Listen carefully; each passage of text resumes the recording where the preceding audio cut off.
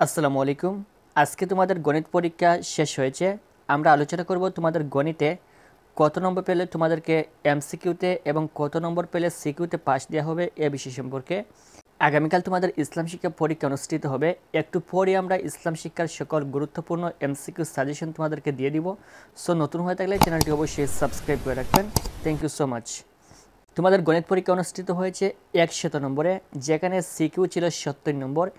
এই সিকিউ 70 নম্বরের মধ্য থেকে শিক্ষার্থীকে পাশ করার জন্য সিকিউতে আলাদাভাবে 23 নম্বর পেতে হবে এবং এমসিকিউ পরীক্ষা হয়েছিল 100 নম্বরে, যেখান থেকে শিক্ষার্থীকে এমসিকিউতে পাশ করার জন্য আলাদাভাবে 10 নম্বর পেতে হবে।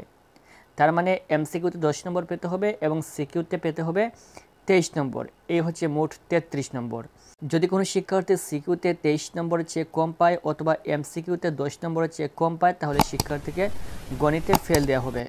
অর্থাৎ পাশ করার জন্য মাস্ট বি 10টা এমসিকিউ সঠিক দেখাতে হবে, কারণ এমসিকিউ পেপারটা সম্পূর্ণ ওএমআর মেশিনের মাধ্যমে দেখা হয়। এখানে নম্বর বাড়িয়ে দেওয়ার কোনো সুযোগ নেই।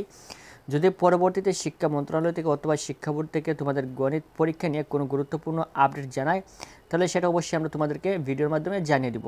সো এখানে তোমাদের গণিত পরীক্ষা যদি কারো খারাপ হয়ে থাকে, তাহলে এটা নিয়ে টেনশনের কোনো কারণ নেই। সামনে যে পরীক্ষাগুলো রয়েছে সেগুলো ভালো করে দেওয়ার জন্য প্রিপারেশন তৈরি করুন। আশা করি বুঝতে পেরেছেন। পরবর্তী সকল সাবজেক্টের এমসিকিউ পাওয়ার জন্য চ্যানেলটি সাবস্ক্রাইব করে রাখবেন। Thank you so much.